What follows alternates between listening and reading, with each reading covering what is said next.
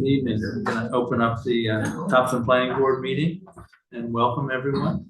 Could you please take the roll? Okay, Dawn Span. Present. Carrie Bickford. Present. Ronald Bisson. Larry Brand. Present. Tim Denham. Scott Libby. Present. Andrew Munzie. Present. So Bisson and Denham are not here. Okay. Did they? I haven't heard from either one of you. I know. Okay.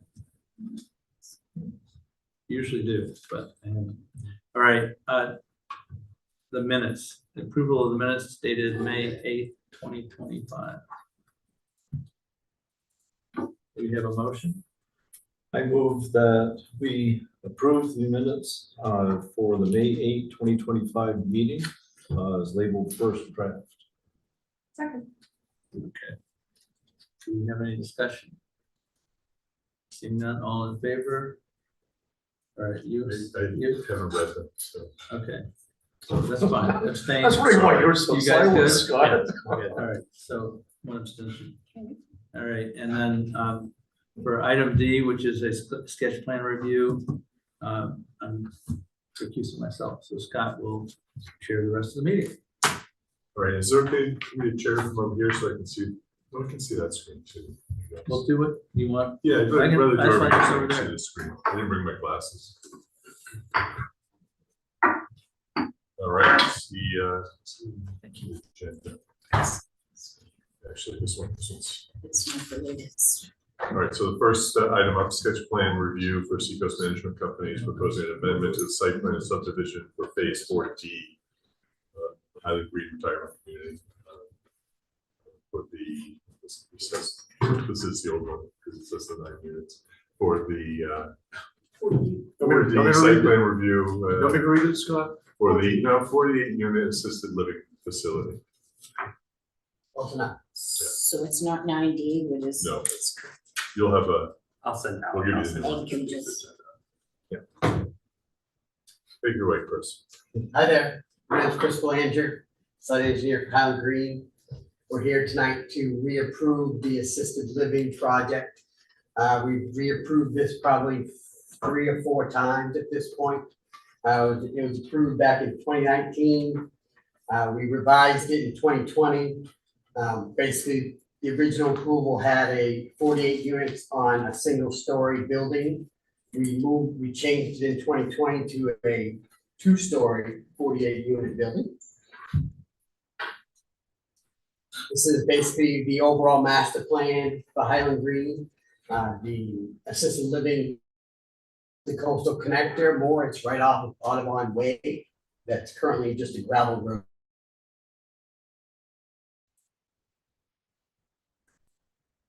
This is the approved subdivision plan. There really is no changes required to this plan. We're just reapproving it, like I said. This is a sketch plan. We're gonna go through the process again. The sketch plan will expire after 4 months. So we're just going through that step basically today. I do have plans that we provided. I'll just go through them relatively fast. This is the overall plan. It shows Audubon Way. Village Drive is on the left-hand side of the sheet. Tedford Road is on the right lower side of the sheet. And the building is in the middle, basically. This is a bigger scale version of the same plan.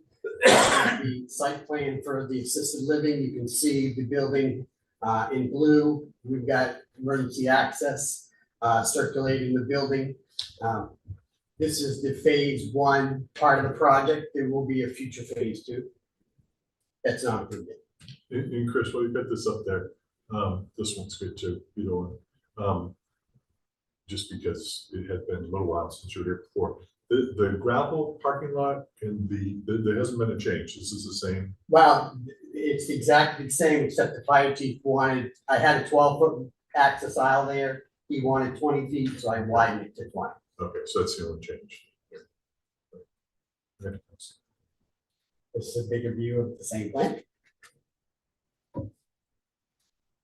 This is a sneak peek of the future addition. We'll have some future apartment units on the left side of the building.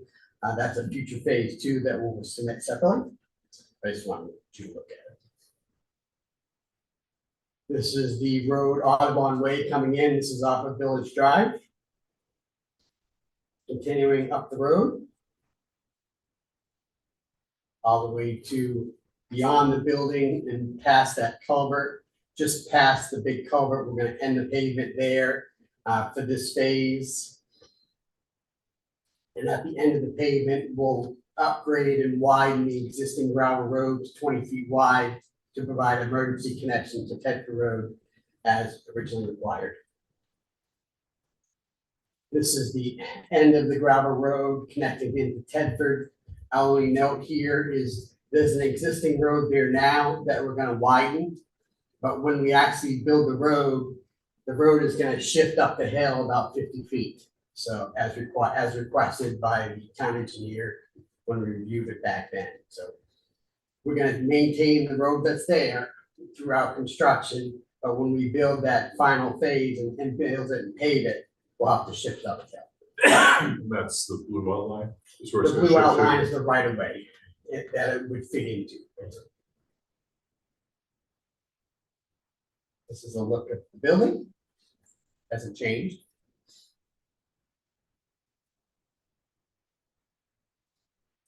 Just some facts, approved in 2019 and 2021, 48 units. Future phase will be to be determined still. No significant changes to the plans. I have been working with the sewer district to revise some of the plan lines. We shifted around a manhole or two, basically, to meet their need. And as I said, the subdivision plan has been completed and recorded. No real changes are required. And I'll answer any questions. All right. Anyone have any questions to start? Does it, what is, it probably does not, but just as the idle question, would it make sense to complete Audubon Way all the way to Tedford? Since you're gonna be building road anyway? Well, widening the existing gravel road is a far cry from upgrading the entire road with sewer, water, utilities, curbing. So the developer wants to build the first spur with the living building. Yeah. The remainder of the road will be built when we build the cottage phase right adjacent to it. Oh, okay.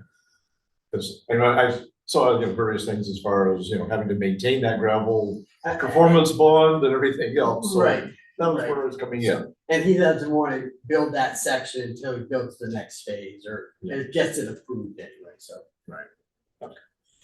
Isn't the sewer and water already under Audubon down to Tedford? The sewer line is in from Village to Tedford, but the sewer line that's there is running through the building. Right, you're So gonna have to move that. relocating the road and the sewer line as part of the project.